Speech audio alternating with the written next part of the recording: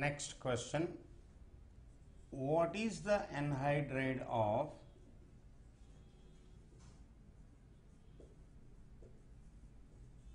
nitric acid HNO3? There is a method to find out the anhydride. Like this is the method. Remove all hydrogens in the form of water only. You have to remove only water.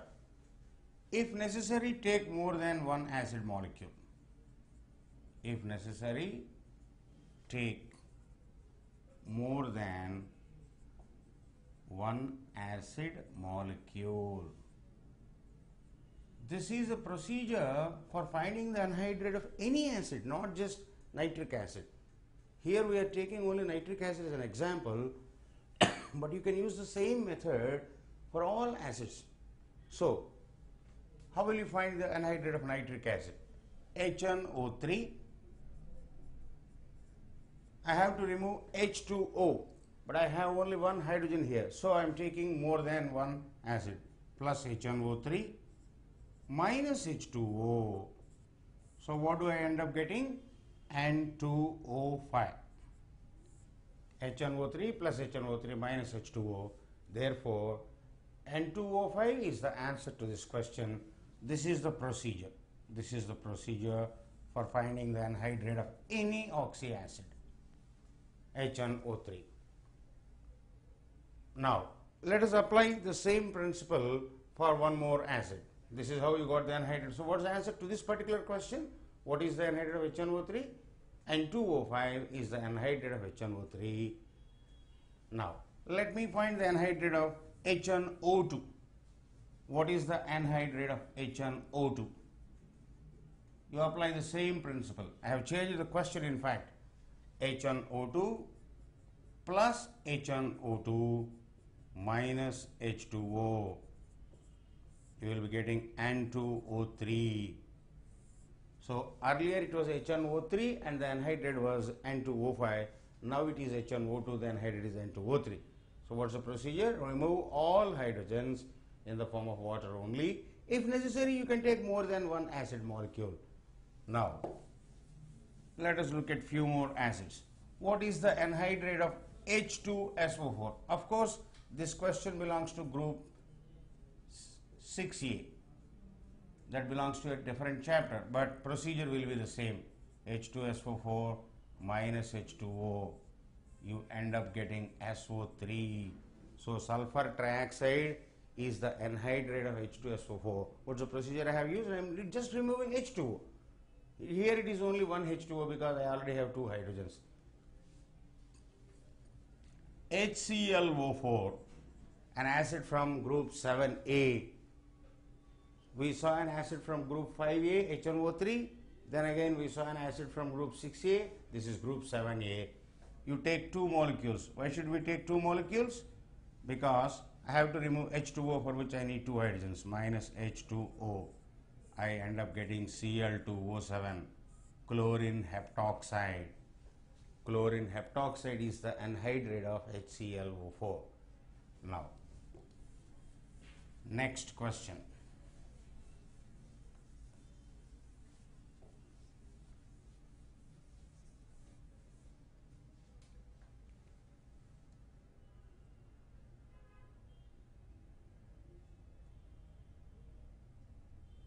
Is NO2 paramagnetic or diamagnetic?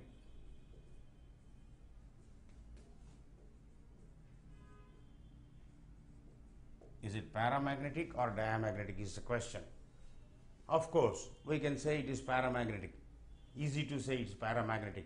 But what is the procedure? How can you find out?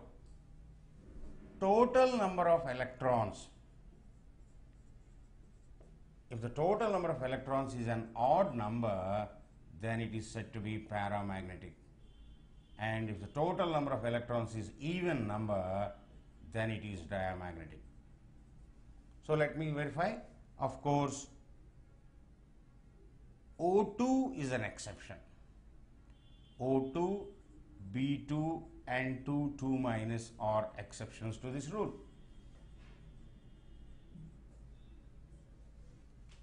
NO2,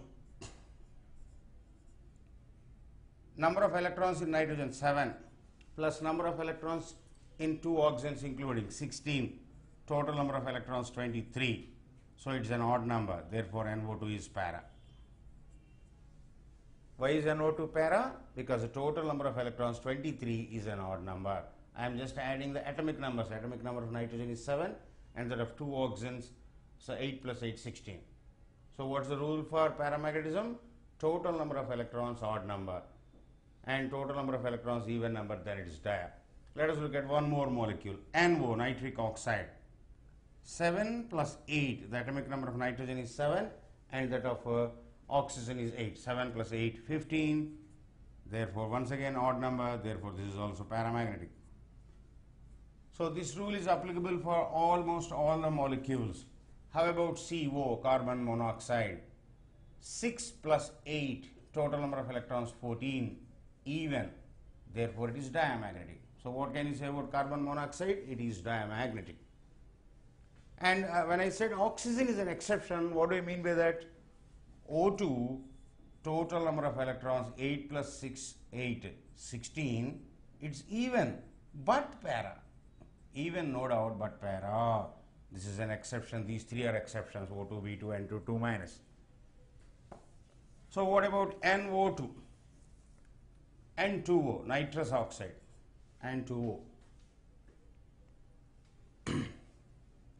8, 2 into 7, 2 into 7, this one is 14 plus 8, 22. 22 means even. What about even? Even means dia.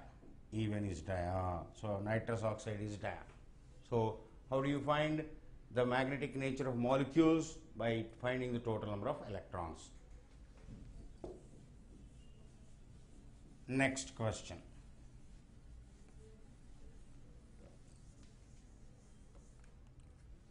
Discuss the acidic nature of oxides of nitrogen. Oxides of nitrogen. Let me write it clearly. Oxides of nitrogen. Nitrogen forms several oxides. Several. Nitrogen forms NO, which is called nitric oxide, in +2 oxidation state. It forms N2O, nitrous oxide, +1 oxidation state, nitric, nitrous. It also forms N2O3, nitrogen trioxide, N2O4, nitrogen tetroxide, N2O5. It forms several oxides and in several oxidation states. Here it is +3, here it is +4, the oxidation state of nitrogen in all these molecules. Oxidation state. Here it is +5. So this is called nitrogen 1 oxide, nitrogen 2 oxide, nitrogen 3 oxide, like that. Among them, these two are neutral oxides and all others are acidic oxides. How do we know that a large number of oxides are acidic or basic? This is a simple question and the answer is over for this question. But it is not enough. We should be able to talk about all oxides. There are many oxides. So I once again will give another procedure for that also. This is it. Very few in our syllabus are neutral oxides. Very few, I repeat, in our syllabus. Neutral oxides. CO, carbon monoxide, NO, N2O, H2O. Only these four are neutral oxides. Just 4 neutral oxides in our syllabus. Neutral means they are neither acidic nor basic. They don't react with either acids or bases. And very few are amphoteric oxides. Amphoteric oxides. They are all the oxides of beryllium, aluminium, zinc, stannum, lead, arsenic, antimony, even gallium, and all the oxides of the following, and TeO2. These are amphoteric oxides. What do you mean by amphoteric? Both acidic and basic. They react with both acids and bases and they form salts with them. Neutral oxides, they don't react with either acid or base. And these are amphoteric oxides. When I said all the oxides, what do I mean by that? All the oxides mean SN forms two varieties of oxides like SNO, SNO2, monoxide, dioxide, PbO, PbO2. Arsenic forms a trioxide, As2O3, As2O5, Sb2O3, Sb2O5. So considering them, they form several oxides, two like this. So all those oxides, and with tellurium it is only TeO2. We can't say anything about TeO3 I don't know.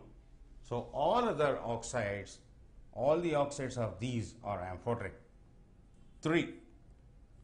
All other metal oxides are basic. You know, metals are generally characterized by calcium, magnesium, aluminium, etc. But of course, aluminium oxide is amphoteric. So that's why I said all other metal oxides, the metals which I have mentioned here, you already know they are amphoteric. Other metals, you have aluminium, zinc, stannum, lead here. So all other metal oxides are basic. Magnesium oxide, basic. Calcium oxide, basic. Sodium oxide, basic. So all other metal oxides, most of the metal oxides are basic. And all other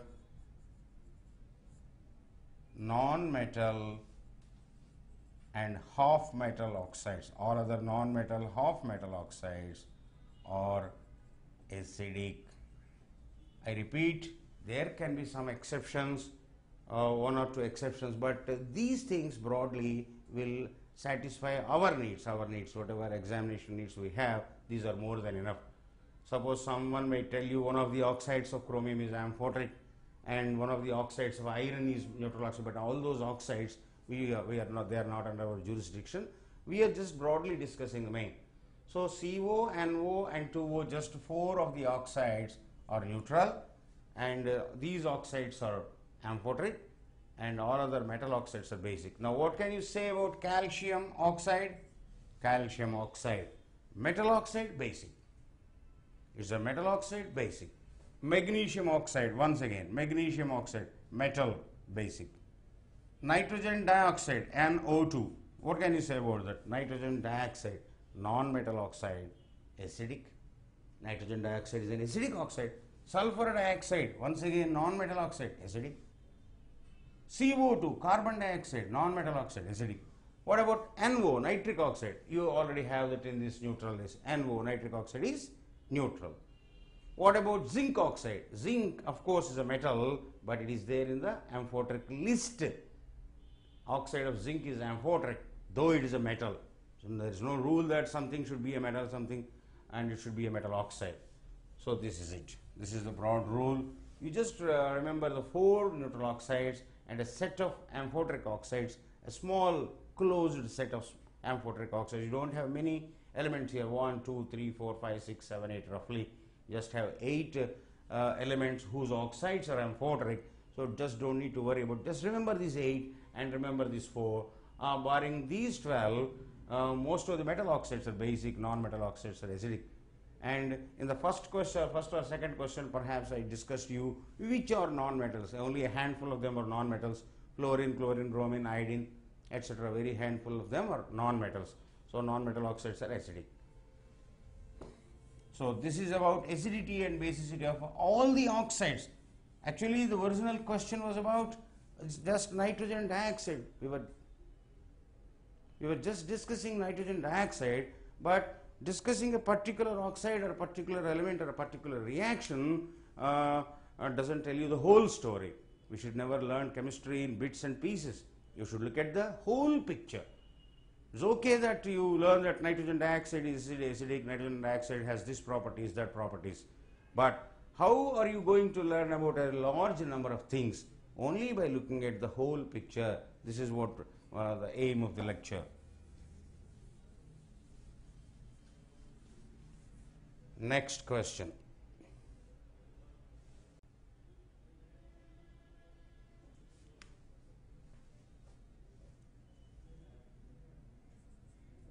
What is the oxidation state and covalency of phosphorus in P4?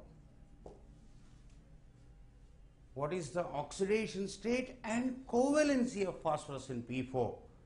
What do you mean by covalency? Number of bonds formed by phosphorus. Each phosphorus, in fact, you have 4 phosphorus atoms there, and we are interested in the number of bonds formed by each phosphorus. So the structure of P4 is actually like this. You just draw 3 phosphorus atoms in one plane. This is P3 in fact. The 4th phosphorus atom is actually in the 3rd dimension. It is in front of you, in front of the board in fact. The 4th phosphorus is around here. So I can only write it like this, 4th phosphorus. And now, so what is each phosphorus atom doing here? You can very clearly say each phosphorus is forming 3 bonds. 1, 2, 3. Look at this phosphorus. 1, 2, 3. 1, 2, 3 again. So covalency of each phosphorus is 3. Covalency means number of bonds formed by an atom in a molecule. Phosphorus is forming 3 bonds. And what do you mean by oxidation state? Oxidation state is the number of electrons you gain from others by virtue of your strength, that is stronger electronegativity, or the number of electrons you lose to others because others are more electronegative than you. For example, in a molecule of HCl, you know chlorine is highly electronegative. In some previous question we discussed FONCl. Chlorine is very highly electronegative. Therefore, chlorine wins 1 electron from hydrogen. Because chlorine is stronger. So in HCl, you can say hydrogen is losing 1 electron. By virtue of it becomes +1.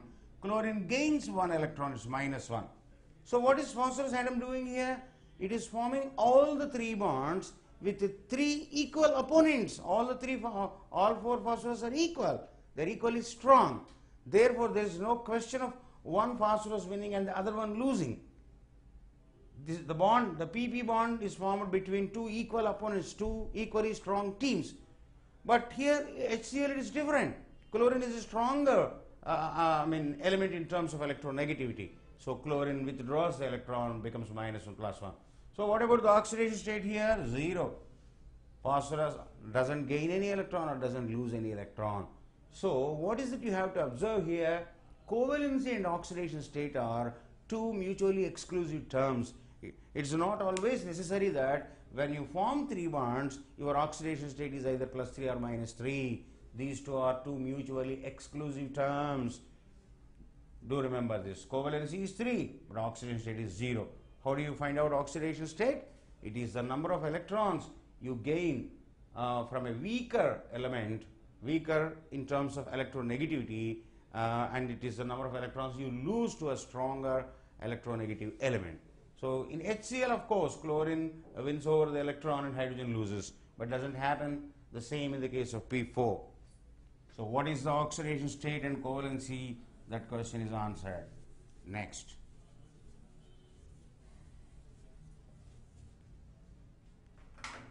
What is the hybridization of nitrogen in ammonia?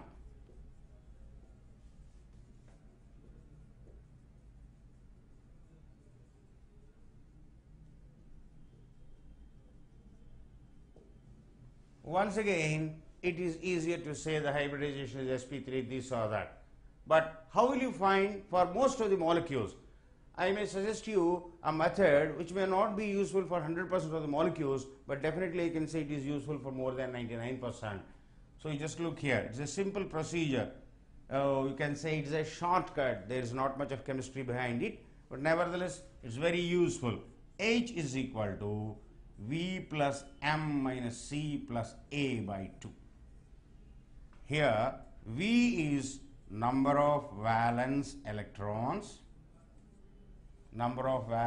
electrons of the central atom,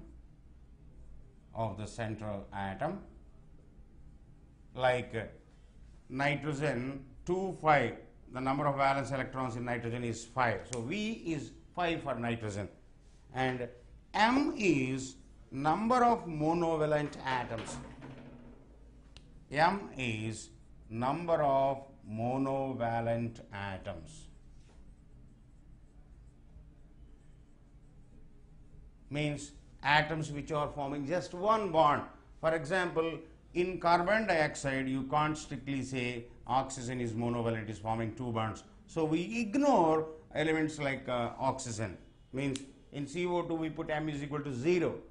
Oxygen may be ignored, number of monovalent atoms. And what is that? C? C is charge on the cation. Charge on the cation. Suppose you are asked to find out the hybridization of a cation, in which case you have to subtract the positive charge of the cation. Simply saying, if you have a plus, you subtract it. If you have a minus, you add it. Positive charge is subtracted, negative charge is added. These two terms C and A will come into play only in the case of a cation and an anion. And A is charge on the anion. Charge on the anion.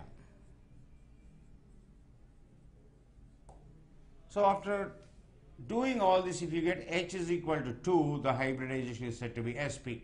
If H is equal to 3, hybridization is said to be sp2. H is equal to 4, the hybridization will be sp3. 5, sp3d, like this. Some of you may find that this formula is not universal, that may not help us in all the molecules, but at least you should appreciate to the extent it is useful. It is applicable almost to 90-95% of molecules. So instead of mugging up the hybridization of large number of molecules, you just better focus on whatever at hand, whatever facility we have. This is the by far the best shortcut method to find out. Now let us apply this for NH3. Nitrogen, how many valence electrons it has? Belongs to fifth group, 5. And how many monovalent atoms it is bonded with? The 3 hydrogens, 5 plus 3 by 2. 5 plus 3 by 2, 4. The hybridization is sp3.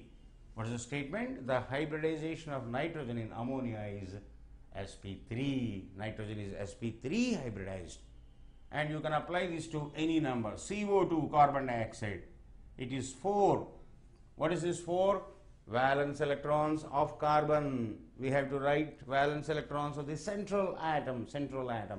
So 4 plus 0 by 2. Why am I putting a 0? Oxygens are ignored. You need not worry about oxygens. So we have found out the hybridization of ammonia. Look here, CO2 4 plus 0 by 2, 4 by 2, 2, which is sp. The hybridization is sp. Apply the same for whatever element you want, whatever compound. SO3. Of course, sulfur trioxide, a compound of the 6th group. We don't mind. The procedure is same for whether it is 5th group or 6th group. As you must have seen from the first question, we are never pertaining ourselves to a particular group. No doubt, we have to learn the compounds of 5th group, but when the procedure is the same for be it 6th group or 4th group or 6th group, we should not eliminate that fact. We should not overrule that fact, and wherever it is possible, you have to learn chemistry for that matter or any other subject with a cross reference, only by comparing, by analogy. SO3, number of valence electrons. Sulfur, if you have any doubt, 16 286. Why am I writing this? Why do you think I am writing this? Only to tell you sulfur has 6 valence electrons, 6 electrons in the outermost shell. So sulfur 6 plus oxygens, which they are not divalent, they are not monovalent. Oxygens are not monovalent, they are divalent. Therefore 6 plus 0 by 2, wherein you get just 3, the hybridization is sp2. So what is the rule? When after you calculate all this, if you get 2 it is sp, if you get 3 it is sp2. I do agree that this formula may not be applicable in all the cases, but I can dare say this is good enough for our needs to learn chemistry in a very short time, as short time as possible. Perhaps in 2-3 hours you will learn so many procedures than what you otherwise do in 2-3 months time. That is the advantage you have to derive from whatever lectures you have at hand. Now, one more molecule, SF6. Sulfur belongs to 6th group, which indirectly tells you that sulfur has 6 valence electrons. 6 plus 6 by 2, once again 6, the hybridization is sp3d2. And when you apply the same formula for NH4 plus,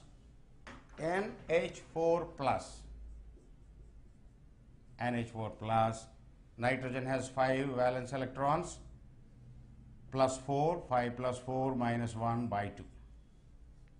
5 plus 4 minus 1 by 2. So, what is this 5? The number of valence electrons on nitrogen, 4 monovalent atoms, and I told you when you have a positive charge, you subtract whatever the positive charge you have plus 1, make it minus 1. 5 plus 4 minus 1 by 2, 4, which is sp3. And let us apply the formula for an anion. What is the anion?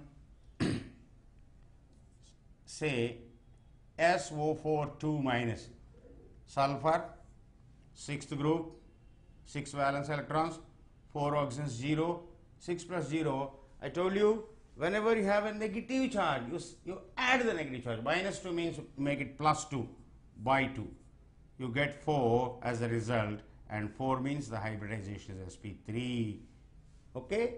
You already know the formula for cation, for anion, for all other molecules. How about XeO3?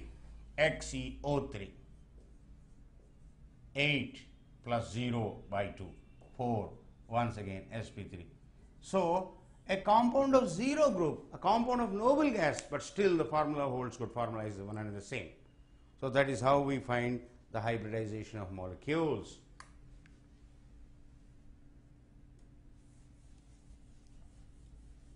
Next question.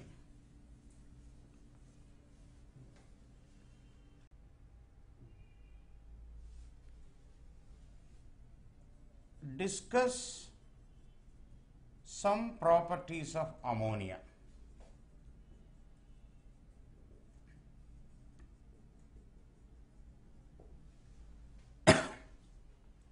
Discuss some properties of ammonia. It's a very interesting molecule. Look here. Ammonia NH3, nitrogen has 5 electrons in its outermost shell, like 2s2, 2px1, 2py1, 2pz1. Nitrogen, this is the electronic configuration of nitrogen in the outermost shell. So, nitrogen has a pair of electrons which are not actually used in bonding. Only these 3 electrons are used in bonding. Which 3 electrons? Only these 3 electrons are used in bonding. Actually, they are shared with hydrogen atoms. 1 electron each of hydrogen will participate in bonding. So, this is what you call ammonia. And these 2 electrons, this pair of electrons, these 2 electrons, what are they actually doing? They are being controlled by both nitrogen and hydrogen nucleus, moving between 2 nuclei. These 2 electrons are actually moving between 2 nuclei. Electrons controlled by 2 nuclei, they are in fact called a bond pair. What is a bond pair? Very important. A pair of electrons controlled by, attracted to, controlled by or attracted to, controlled by 2 nuclei. Define a bond pair once again. A pair of electrons attracted to 2 nuclei, moving between 2 nuclei. A busy pair of electrons. And what is this? This is called a lone pair. Why is it called a lone pair of electrons? This pair of electrons is not attached to anyone. It is controlled by nitrogen nucleus only, essentially. So, a pair of electrons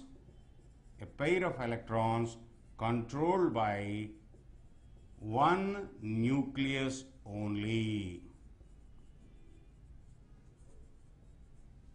Pair of electrons controlled by two nuclei, bond pair. This is also a bond pair. This is also a bond pair. This is a lone pair. Here these two electrons are attracted by nitrogen nucleus only. When the electrons move away, there is no other force, there is no other nucleus to control these two electrons. So, ammonia, the central atom nitrogen has a lone pair of electrons. These lone pair of electrons will be moving in an erratic manner because it is controlled by one nucleus only. It will be moving like this, and while doing so, the pair of electrons, what is this? A pair of electrons means negative charge. What is this? Once again, a pair of electrons means negative charge. What exists between two negative charges? Obviously repulsion. So if the lone pair were not there on nitrogen, the shape of ammonia would have been planar. So assuming nitrogen doesn't have the lone pair, it would have been nitrogen at the center and three hydrogens just on it would have been. This would have been the structure of ammonia, but this is not the structure of ammonia. Ammonia is pyramidal. It would have been tetrahedral, sorry, it would have been planar, trigonal planar if the lone pair were not there. But we can't avoid that. Therefore, ammonia always tries to, it's not just ammonia, molecules with lone pair on the central atom, they always want to get rid of that lone pair. I repeat, molecules with lone pair on the central atom, they want to donate that pair of electrons to someone else who is in need of the electrons for that matter. So, nitrogen donates a pair of electrons to H plus in ammonium ion. What is the benefit when ammonia actually donates a pair of electrons to H plus? Ammonia is pyramidal with a bond angle of 107 degrees, and ammonium ion is tetrahedral with a bond angle of 109.5. Therefore, there is slight increase, slight but significant increase where the pyramidal molecule which is facing strain because of the lone pair is now free from the lone pair, and it bond angle also has increased tetrahedral. Therefore, ammonia and other molecules with lone pair in the central atom, they will always have a tendency to get rid of the lone pair. Okay, don't hesitate to use that word. They want to get rid of the lone pair by, of course, donating the two properly to another nucleus. These two electrons are kept under the safe custody of this positive charge also. Like these two electrons which are moving between these two nuclei, so do these two electrons. They are also moving between these two nuclei. So whenever there is a lone pair of electrons, if that is kept under the safe custody of another nucleus, the lone pair becomes a bond pair, and the molecule is relatively free from some kind of strain. Therefore, molecules with lone pair on the central atom, they will have a tendency to donate that lone pair. Ammonia is also a molecule which wants to donate that lone pair, and according to Lewis theory, one which donates a lone pair is called a base. Therefore, ammonia is a Lewis base. Base according to Lewis theory. Okay? So, why is ammonia a Lewis base? Ammonia. So, when we are asked to discuss the nature of ammonia, we said that ammonia molecule has a lone pair of electrons. The hybridization of ammonia is sp3. If the lone pair were not there, if the just three bond pairs were there, ammonia molecule would have been trigonally planar, whereas it is not. It is pyramidal. The lone pair and bond pair, they are repelling each other, and to get rid, in an effort to get rid of the lone pair, ammonia molecule happens to be a electron pair donor. So one who donates a base is said to be, this is Lewis theory in short, Lewis theory of acids and bases. Base donates a pair of electrons to acid. Electron pair donor. Base is a substance one who donates a pair of electrons. So you simply say Lewis theory, B to A. What B to what A? B donates a pair of electrons to A. B stands for base, A stands for acid. So why does ammonia donate a pair of electrons? Because the pair of electrons, which is in fact a lone pair of electrons, it is causing some repulsion to bonded pairs therefore. So ammonia is said to be a Lewis base, and whoever accepts, of course, is called an Lewis acid. That we will look up in a different situation, different topic. So ammonia is a Lewis base. Ammonia is pyramidal. The bond angle ammonia is 107. The hybridization of ammonia is sp3. So like that you can discuss many of the properties of ammonia. Next.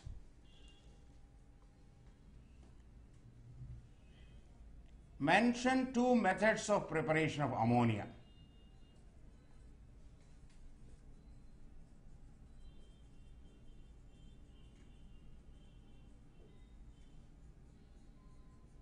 Two methods of preparation of ammonia. I am just bringing out this question, talking about this question only to tell you that we have already learned this question, where we were not interested in the product, but we were on, the reaction was this: NCl3 on hydrolysis gives NCl3 hydrolysis, add water to this.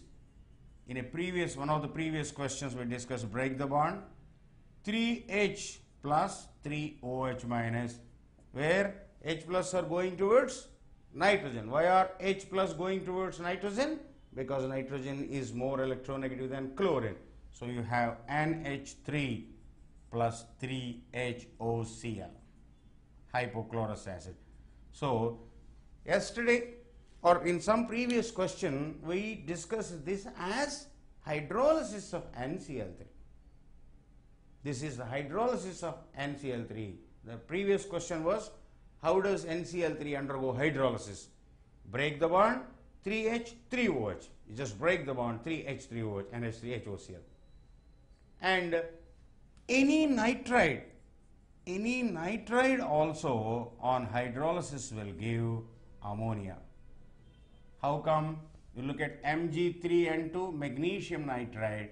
How does it undergo hydrolysis? Break the bond, 6OH, 6H. So it is once again N2H6, 2 ammonia plus 3 MgOH twice. Look here, you have 3 magnesiums, 3 magnesium atoms and 6 OH minus, 6H plus. So 2 nitrogen, 6 hydrogens is 2 ammonia. So hydrolysis of any nitride will produce ammonia. Aluminum nitride will produce ammonia. Anything. So by the same yardstick, how do you prepare phosphine? Nitride on hydrolysis gives ammonia. I haven't written that as a second question.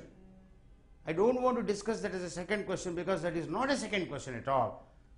Mention two methods of preparation of phosphine, PH3. Two, if not two methods, you mention one method of preparation of phosphine, PH3.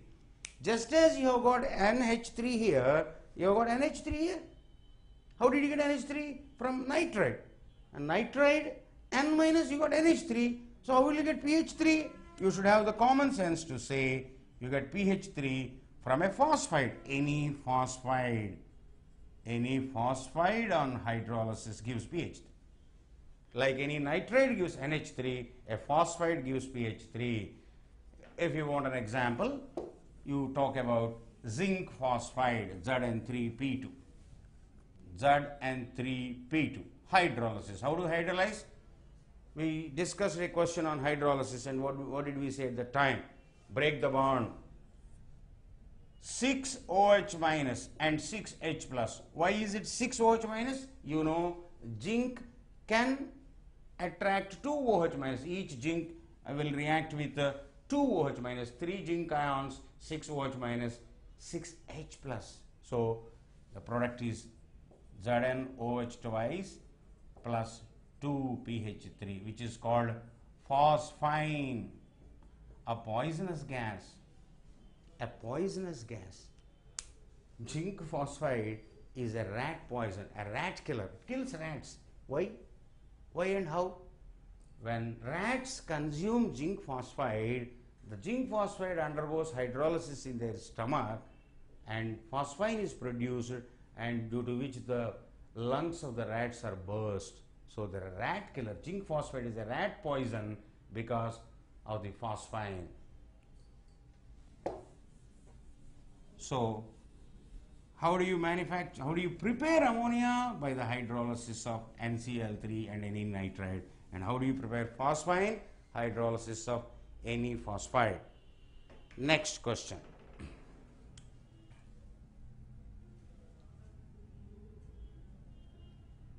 Next question. What is the shape of ammonia?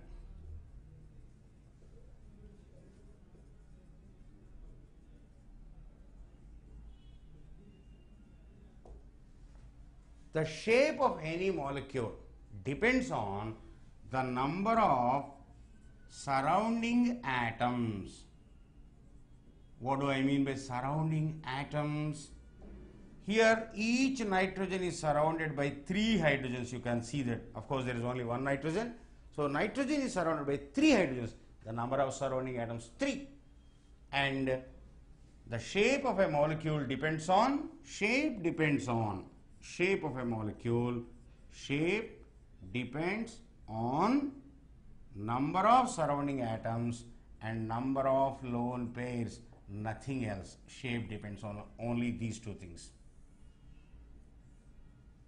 Shape of a molecule depends on number of surrounding atoms and number of lone pairs. So how many surrounding atoms you have? You have 3 surrounding atoms. And as we already told you, there is a lone pair, 3, 1. What do you mean by 3, 1? 3 surrounding atoms and 1 lone pair, in which case the shape is always said to be pyramidal. 3, actually they are called bonded pairs, 3 bond pairs and 1 lone pair. 3 surrounding atoms, 3, 1. And if some other molecule also has the same kind of surrounding atoms and this one, this will also be pyramidal. You can see XeO3, xenon trioxide, 3 surrounding atoms and there is only 1 lone pair. How are we supposed to know that there is only 1 lone pair on xenon? Xenon, 3 oxygens, each oxygen forms 2 bonds. In a previous question I told you wherever you find oxygen, it forms 2 bonds. Xenon has 8 electrons, 3 into 2, 6 of them are used. What are used? 3 into 2, 6 electrons are used. And there still are 2 electrons unused. So what is an unused pair of electrons called? It is called a lone pair. So XeO3 once again, 3 guest atoms. Guest, I repeat, surrounding atoms. Guest, 3 guest atoms and 1 lone pair. This is also pyramidal. So what is it I am trying to tell you? The shape depends not on the central atom. Shape does not depend on, what is this? Surrounding atoms, but it only depends on the number, how many people are surrounding you and how many electrons you still have not being used. So the shape of a molecule depends on number of surrounding atoms and number of lone pairs. So you can have a small list. I can't give you the whole list, but I can tell you 2 surrounding atoms and no lone pairs. Such a molecule will be linear, gladly linear. An example, BeCl2. It has 2 surrounding atoms, 2 chlorines, and there is no lone pair. Why don't we have a lone pair here? Why don't we have a lone pair here? Beryllium, poor beryllium belongs to the second group. It just has 2 electrons and both the electrons are in bonding with chlorine. So there is no question of surplus electrons. All beryllium has got only 2 electrons, therefore 2 are shared. So 2 surrounding atoms and there is no lone pair, so beryllium chloride is linear. And second, 2, 1, it is bent. For example, SnCl2. SnCl2, I would have liked to write it as linear. SnCl2, I would have preferred to write it in a linear manner. You also would like, because SnCl2, case we are discussing is SnCl2. Okay, SnCl2. All of us would like to write one chlorine on the left, one chlorine on the left. We always prefer two atoms side by side. But this won't remain linear because there is a lone pair in stannum which repels the bond pairs, and because of the repulsion, the resulting structure will be this bent. It is not linear. It is not linear. This is wrong. This is a wrong structure of SnCl2. SnCl2 is not linear. Okay, like something like this, SnCl2, bent. So 2, 0 linear. So you just calculate how many guests are there and how many, so shapes of molecules, number of surrounding atoms, 2, 0 linear, 2, 1 bent, 2, 2, 2, 2, it is V shape, bent, or this one is called bent or angular. 2, 2 is called V shape. 2, 3, 2 surrounding atoms and 3 lone pairs. Too many lone pairs, 2 surrounding atoms, 3 lone pairs. It is also linear, but it is a little unexpected, so unexpectedly linear. Why is it unexpected? Whenever you have lone pairs, you don't expect any, regular geometry, you don't expect linear. So 3, 0, 3, 0, pyramidal, 3, 1, very sorry, 3, 0 is not pyramidal, 3, 0 is trigonal planar, 3, 1 pyramidal. So I expect you to find more about 3, 2, 3 bond pair, 2 lone pairs. You have to verify books and find out 3, 2 is T-shaped, 4, 0 is tetrahedral. I am not writing this purposefully, I am not writing this because I expect you, students, I expect you to learn that from books. You will find them in all the books. 3, 2 T-shape, 4, 0 tetrahedral, 5, 0 trigonal bipyramidal, 5, 1 square pyramidal. Like that you will find the shapes. Okay, you just go for 5, 1, 6, 0, 6, 1, 7, 0. You have many more things like that. 5, 0, 5, 1, 6, 0, 6, 1, 7, 0. All are possible. I just will give you the shapes. 3, 2 is T-shaped. 4, 0 is tetrahedral. 4, 1 is distorted tetrahedral or seesaw, and you can even have 4, 2 is square planar, tetrahedral, distorted tetrahedral, or it is also called seesaw, and 4, 2 square planar. So I have written some of them and I have purposefully not written some of them. 3, 2 T shape, 4, 0 tetrahedral, 4, 1 distorted tetrahedral or seesaw, 5, 0 trigonal bipyramidal, 5, 1 square pyramidal, 4, 2 square planar, 6, 0 is octahedral, 6, 1 is distorted octahedral or capped octahedral. It is called capped octahedral. 7, 0 is pentagonal bipyramidal. So what I expect you to do is you just have to spell out the lone pairs and bond pairs, the guest atoms, and for example, SF4. I never want the shape of SF4. Just listen. What I expect you to do is, it will take 1 or 2 minutes, but have patience. Look here. SF4, 4 surrounding atoms. 4 surrounding atoms, 4 bond pairs, or they can also be called 4 guest atoms. Never mind. 4 surrounding atoms. And are there any lone pairs? Yes, there are. How do we know? Sulfur has 6 electrons and it is spending only 4. SF4, 6 minus 4 by 2. So there is one lone pair. So 4, 1. So what will be the shape of SF4? You may be wondering why we are discussing the shape of SF4 in group 6. Sulfur is a group 6 element. Why are we discussing that in group 5? Don't worry. We had to learn the shape of ammonia in group 5A. Nitrogen belongs to 5A. In 5A, you must know the shape of NH3, and there is a procedure to find the shape of NH3. Same procedure you use even for 6A and 7A. So why should we learn different things at different places?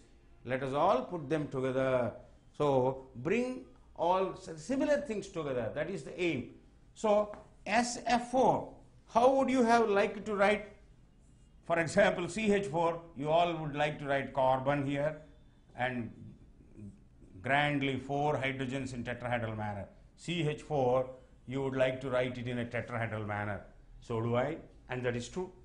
And SF4 also, I don't mind writing it in a tetrahedral manner. SF4, I don't mind,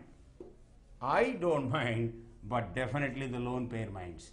SF4, 4 fluorines, sulfur surrounded by 4 fluorines which are tetrahedral. Are they really tetrahedral? They aren't. But there is a lone pair here.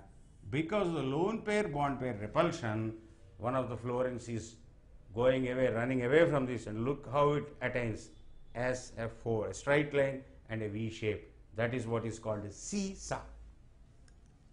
SF4, everyone would like to write SF4 like this, because one sulfur surrounded by 4 fluorines. But will it remain like this? CH4, definitely 4 hydrogens in a tetrahedral manner. CH4 will definitely remain like this. But SF4 will not remain like this because of the repulsion between lone pair and bond pairs, and the resulting shape of SF4 will be this.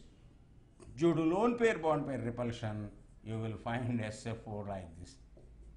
2 fluorines almost linear and 2 fluorines, and all this happens because of this lone pair. So this is not the structure, this is called seesaw or distorted tetrahedral.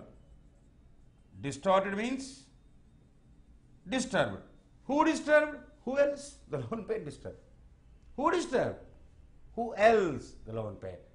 If the lone pair were not there, SF4 also would have been tetrahedral, like its CH4, etc. Now, how will you write the shape of, what is the shape of NO2 minus? NO2 minus. In one question we saw 1 nitrogen, 2 oxygens, one of them is a minus. Oxygen forms 2 bonds, O minus forms 1 bond. How to draw the structure of NO2 minus? Nitrogen at the center, oxygen forms 2 bonds, O minus forms 1 bond. Look here, nitrogen is forming only 3 bonds and 2 electrons are still left there. So it's once again 2 bond pairs and 1 lone pair. The shape is bent or angular. The shape of nitrite ion is angular.